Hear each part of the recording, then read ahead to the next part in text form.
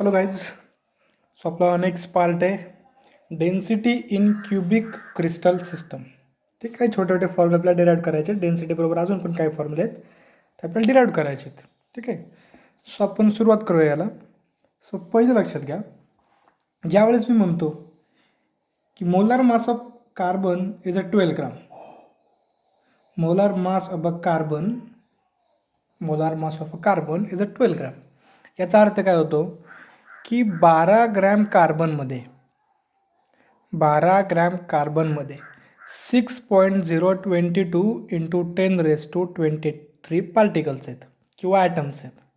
किंवा असं कन्सिडर करा, एवढे कार्बनचे atoms 6.022 into 10⁻23 particles of carbon एवढे आपण घेतले आणि त्यांचं वजन केलं तर ते 12 ग्राम भरतं.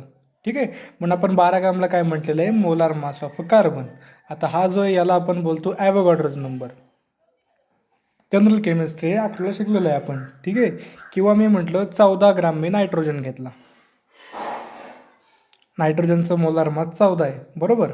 याचा काय अर्थ काय होतो की जर तुम्ही नायट्रोजनचे 6.022 इंटू 10⁻23 एवढे पार्टिकल्स घेतले आणि त्यांचं वजन केलं तर ते किती भरेल, 14 भरेल. ठीक आहे, याचा अर्थ नायट्रोजनचं मोलार मास किती आहे, 14 आहे. ठीक आहे, समजतंय. याचा अर्थ येतो ॲव्होगाड्रोज नंबर, ज्याला आपण N0 डिनोट करतो. ॲव्होगाड्रोज नंबर आहे 6.022 इंटू 10⁻23. ठीक आहे, सो आता मी तुम्हाला जर क्वेश्चन विचारला की एका कार्बनच्या ॲटमचं वजन किती, कार्बनच्या एका ॲटमचं वजन किती. पहा, 12 ग्रॅम कार्बन बरोबर होतं 6.022 इंटू 10⁻23 ॲटम्स बरोबर, 12 ग्रॅमचं. ठीक आहे, एवढे पार्टिकल होते किंवा एवढ्या पार्टिकलचं 12 ग्रॅम वजन होतं. मग मी म्हणलं एका ॲटमचं वजन किती, एक्स म्हटलात. ठीक आहे, सिम्पल तुम्हाला तिरकाच गुणाकार करायचा आहे, तिरकाच गुणाकार करा. हा इकडे मल्टिप्लाय, हा इकडे multiply. So X into 6.022 into 10⁻23 will be equal to the 12 into 1 बरोबर. So X will be equal to the, हा इकडे आला 12 डिवायडेड बाय 6.022 इंटू 10⁻23. तिरकस गुणाकार करायची पण ॲक्च्युली गरज नाही, हे सिम्पल आहे, लगेच समजेल. 12 ग्रॅमचं वजन जर 6.022 इंटू 10⁻23 ॲटमचं वजन जर एवढं आहे तर एका पार्टिकलचं किती असेल, सिम्पली 12 तेवढ्या पार्टिकलने डिवाईड करा ना. मग 12 तेवढ्या पार्टिकल्सने डिवाईड केले तर सिम्पली काय असणार आहे, एका ॲटमचं ते वजन असणार आहे. सिम्पल पार्टी, काय तिरकस गुणाकार वगैरे केला नाही केला काय नाही फरक पडत आहे. सो माझ्या एका कार्बनच्या ॲटमचं वजन किती असेल. सो काय करतोय मी, त्याचं मोलार मास जे 12 आहे बरोबर, divided by 6.022 into 10⁻23 particle. Simply मी जर म्हटलं तर मी काय केलं आहे, molar mass divided by the Avogadro's number. Agree आहे बरोबर. एका पार्टिकलचं किंवा एका ॲटमचं वजन किती. सो एका ॲटमच्या वजनाकरता आपल्याकडे फॉर्म्युला आला M divided by the M0, where M stand for the molar mass, N0 divided stand for the Avogadro's number. Simple part आहे. ठीक आहे, आता याची काय एवढं केलं आपण, याची गरज काय आपल्याला, ज्या वेळेस आपण डेन्सिटी कॅल्क्युलेट करतो. ठीक आहे, आपण एका क्युबिक युनिट सेलची डेन्सिटी कॅल्क्युलेट करतो. तर डेन्सिटी म्हणजे काय माहिती असेल, मास पर युनिट व्हॉल्यूम फॉर्म्युला झाला. अर्थ काय होतो, घनता, किती भरला गेला आहे, किती पॅकिंग आहे.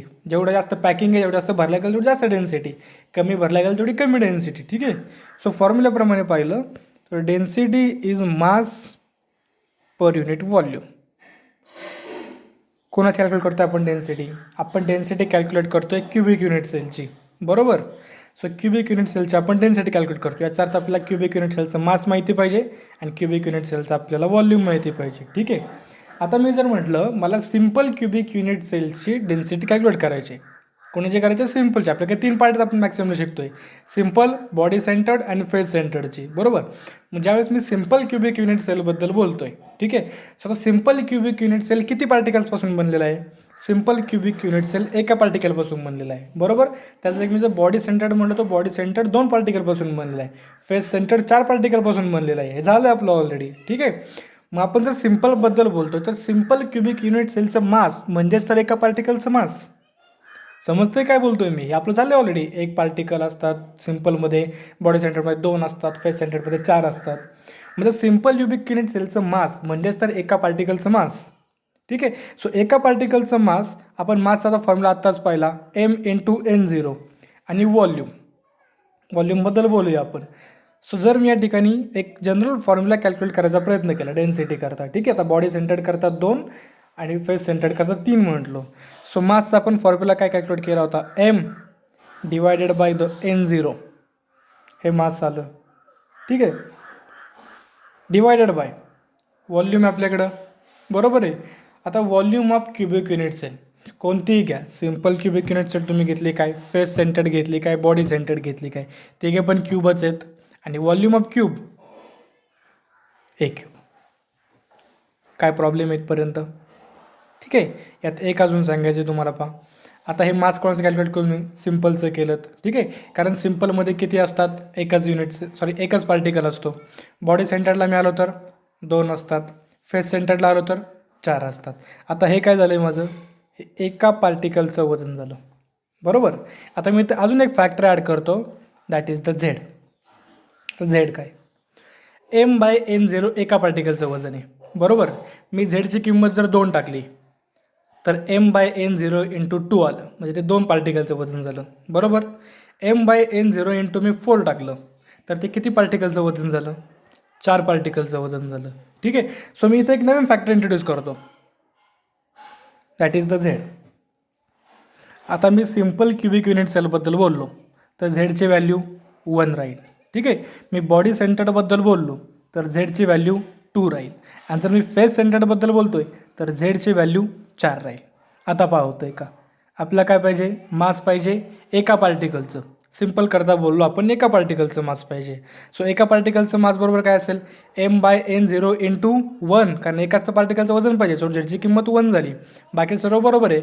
m × z divided bye n0 × a³, बरोबर. आता जर मी बॉडी सेंटर्डबद्दल बोलतोय तर मला झेडची किंमत काय टाकावी लागेल, 2, कारण मला मास किती जणांचं पाहिजे, आता 2 जणांचं पाहिजे. आपण डेन्सिटी कुणाची कॅल्क्युलेट करतोय, आपण एका क्युबिक युनिट सेलची डेन्सिटी कॅल्क्युलेट करतोय, बरोबर. मग जर मी बॉडी सेंटर्डबद्दल बोलतोय तर मला आता किती जणांचं वजन पाहिजे, 2 पार्टिकलचं वजन पाहिजे, बरोबर. कारण एका युनिट सेलमध्ये बॉडी सेंटरच्या 2 पार्टिकल असतात. सो 2 पार्टिकलचं वजन पाहिजे मला तर डेन्सिटी कॅल्क्युलेट करण्यासाठी. सो 2 पार्टिकलचं वजन म्हणजेच काय, m/n0 × 2च्या जागी फक्त आपण एक फॅक्टर ॲड केला आहे झेड, जो आपण वेळोवेळी बदलू शकतो. सिम्पल करता वेगळा ठेवू शकतो, फेस सेंटर्ड करता वेगळा ठेवू शकतो, आणि बॉडी सेंटर्ड करता वेगळं ठेवू शकतो, डिवायडेड बाय द a³.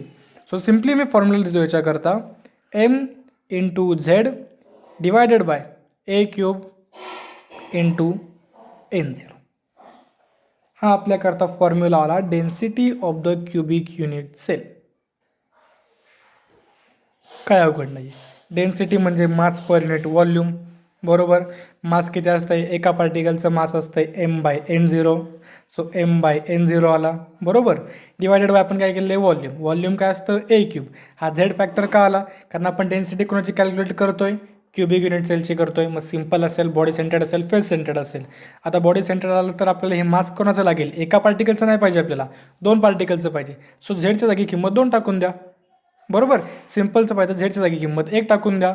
जर आपला फेस सेंटरचं पाहिजे त्याच्या जागी किंमत फक्त 4 टाकून द्या. Simple part. सो डेन्सिटी आली.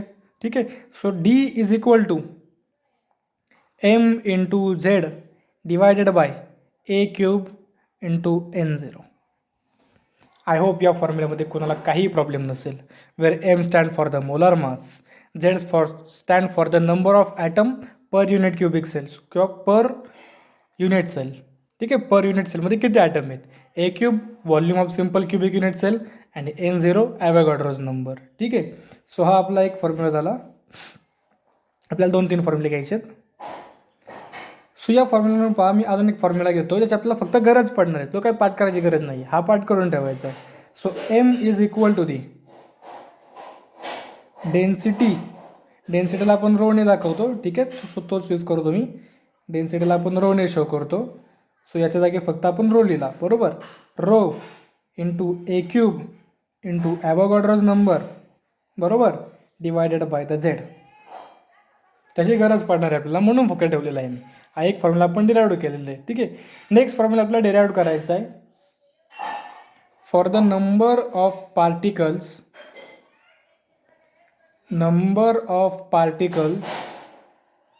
in x gram. Let consider मी तुम्हाला म्हटलं की कार्बनच्या 8 ग्राममध्ये किती ॲटम्स आहेत, number of particle in x gram. मी म्हटलं तुम्हाला की नायट्रोजनच्या 12 ग्राममध्ये किती पार्टिकल्स आहेत. ठीक आहे. सो ते कॅल्क्युलेट करायसाठी आपल्याला एक फॉर्म्युला डिराईव्ह करायचा आहे. सो सिम्पली आपल्याकडे फॉर्म्युला येतो पहा, M gram, M stand for the molar mass, are always equal to the Avogadro's number, that is the N0 particles.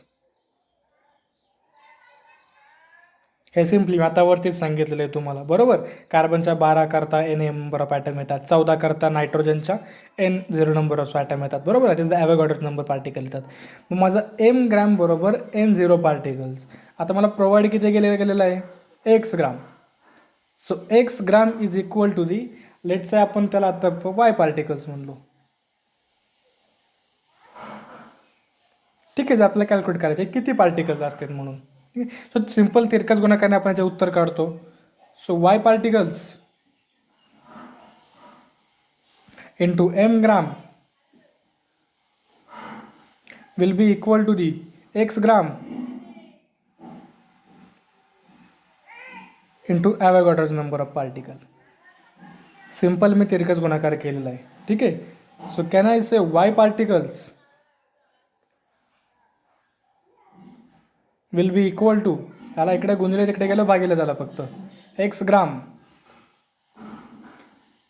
Into Avogadro's number. हा एक असा लिहितो, ते मल्टिप्लाय याच्यामुळे थोडंसं कन्फ्युजन होऊ नये. ठीक आहे.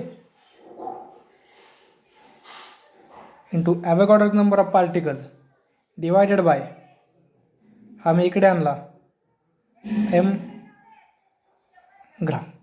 थोडं शॉर्ट करून लिहितो आता, is X into Avogadro's number divided by the M. That is the formula for the Y particles, बरोबर. That is the number of particles in the X gram. याला अजून आपण थोडं मॉडिफाय करू शकतो. एमची आपण आत्ताच किंमत काढून ठेवलेली इकडं पहा, मी बोललो होतो आपल्या याची गरज पडणारी म्हणून काढून ठेवतो आपण. ठीक आहे. सो किंमत पुटअप करतो मी, X into Avogadro's number divided by, ही पहा, ही किंमत पुटअप केली मी, rho into A cube into N0 divided by Z. काय प्रॉब्लेम, सिम्पल आहे. ठीक आहे. स्वतः याचा हा डिनॉमिनेटर हा वरती निघून जाणार. हे मॅथचा सिम्पल प्रॉब्लेम आहे. हे काय मी तुम्हाला एक्सप्लेन नाही करणार आहे की हा वरती जातो वगैरे वगैरे. हे सिम्पल आहे, तुम्हाला येतं येते आता. सो हा N0ला N0 गेला, बरोबर. सो फॉर्म्युला होतो आपल्याकडं एक्स इंटू हा वरती निघून गेला Z divided by rho into A cube. हा आपल्याला मिळाला सेकंड फॉर्म्युला. काय सांगतो second formula, Y particles. Y particles म्हणजे कोणते particles, number of particles in the X gram. मग तुम्हाला रोची किंमत प्रोव्हाइड केली, तुम्हाला सांगितलं की एखाद्या क्युबिक युनिट सेलची डेन्सिटी एवढी एवढी आहे, त्याची एज लेंथ एवढी एवढी आहे. ठीक आहे. आणि तुम्हाला तो 10-12 ग्राम काहीतरी दिला, सांगा त्यात नंबर ऑफ पार्टिकल्स किती आहेत. ठीक आहे. सो तुम्ही नंबर ऑफ पार्टिकल्स तेवढे कॅल्क्युलेट करू शकता. त्यातून आपल्याला अजून 2 फॉर्म्युला डिराईव्ह करायचे आहेत. हा झाला आपला पहिला फॉर्म्युला डेन्सिटीचा. आपण सेकंड फॉर्म्युला डिराईव्ह केला for the number of particle in the X gram. Third आपल्याला कॅल्क्युलेट करायचं आहे number of unit cell in x gram. Number of unit cell in x gram. ठीक आहे. एक्स ग्राममध्ये किती युनिट सेल बनतील, तुम्हाला दिले 10 ग्राम दिले आणि सांगितलं यात किती बेसिस युनिट सेल बनतील सांगा. ठीक आहे. सो पहिलं मला सांगा, कन्सिडर करा मी तुम्हाला 100 ॲटम दिले. ठीक आहे. 100 ॲटम दिले आणि तुम्हाला सांगितलं यापासून किती सिम्पल क्युबिक युनिट सेल बनतील. सिम्पल आहे, एक पार्टिकल एक सिम्पल क्युबिक युनिट सेल बनवतो, बरोबर. कारण सिम्पल क्युबिक युनिट सेलमध्ये किती नंबर ऑफ पार्टिकल असतात, एक असतात.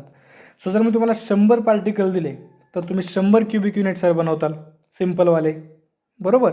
आता तुम्हाला जर म्हटलं की बॉडी सेंटर्ड किती बनवताल, ठीक आहे, लिहून दाखव तुम्हाला इथं. तुम्हाला कन्सिडर केलं मी 100 ॲटम्स दिले, तर या 100 ॲटमपासून सिम्पल क्युबिक युनिट सेल किती बनतील. सिम्पलवाले ऑब्वियसली 100 बनतील, कारण एक ॲटम एक सिम्पल क्युबिक युनिट सेल बनवतो. मी तुम्हाला सेकंड म्हटलं की तुम्ही बॉडी सेंटर्ड किती बनवताल, बॉडी सेंटर्ड किती बनवताल. आता 2 पार्टिकल्स मिळून एक बॉडी सेंटर्ड बनतो, बरोबर. सो 100 ॲटम्स आहेत, सो किती बनतील? हे स्पेलिंग मिस्टेक होत्या, हे थोडं इग्नोर करायचं. माझी प्रत्येक वेळेची सवय आहे ती. ठीक आहे, बॉडी सेंटर्ड 50 बनतील. ठीक आहे, तुम्हाला म्हटलं यापासून फेस सेंटर्ड किती बनतील? यापासून फेस सेंटर्ड किती बनतील?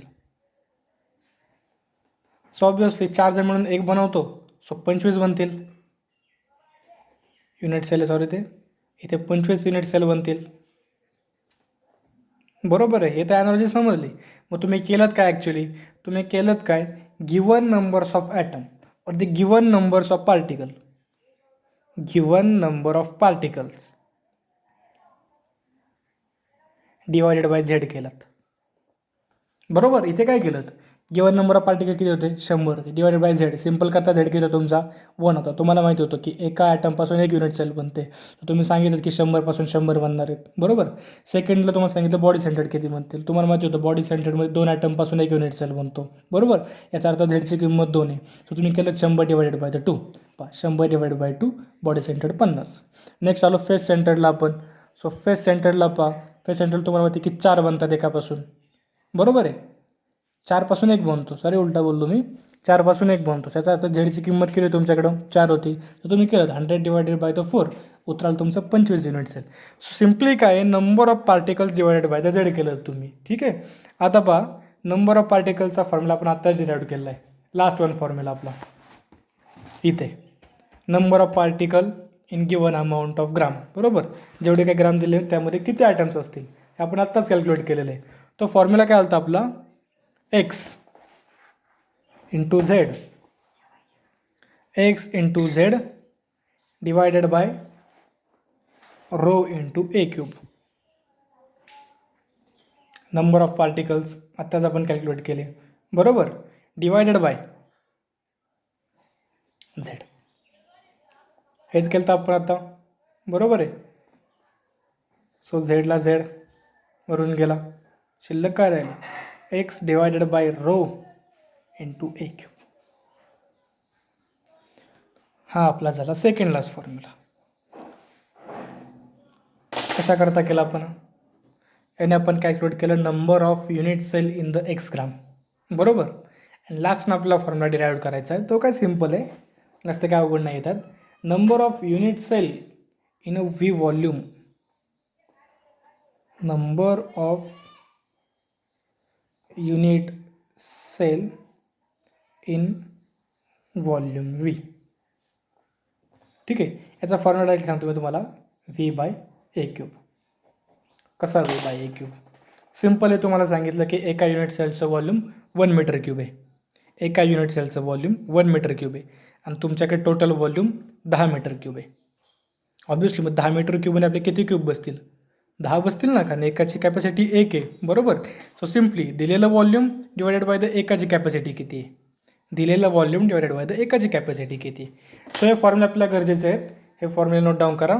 इथे पहा, ज्यावेळेस मी तुम्हाला नोट्स दिल्या होत्या त्यावेळेस थोडीशी मिस्टेक झालेली आहे. ते जरा एन आणि झेडमध्ये थोडंसं कन्फ्युजन आहे. कारण झालं काय होतं, ज्यावेळेस आम्ही शिकवत होतो त्यावेळेस ते झेडने डिनोट केलं होतं. आता तुमचं पुस्तक पाहिलं मी त्यात एनने दिलेलं आहे. सो हे ज्या ठिकाणी मी तिथं एन लिहिला आहे ना, तो ॲक्च्युली झेड आहे. तुमच्या पुस्तकाप्रमाणे एन आहे, आम्ही शिकवलं त्याप्रमाणे झेड आहे, फक्त लेटरचं कन्फ्युजन आहे.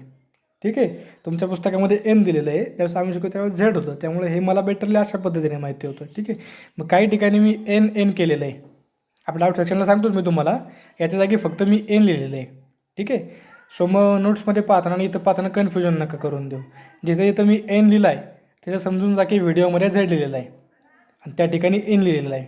ठीक आहे, हे फक्त चेंज आहे की तिथे वाटल्यास तुम्ही करेक्ट करून घ्या. तुम्हाला काय पाहिजे ते लिहा, एन पाहिजे एन लिहा, झेड पाहिजे झेड लिहा, तुमची मर्जी. ठीक आहे, फक्त मी त्या नोट्स लिहिले त्यामुळे झेडच्या जागी एन लिहिलेलं आहे आणि व्हिडिओमध्ये झेड बोललेलं आहे. ओके, दॅट्स इट, एवढंच होतं.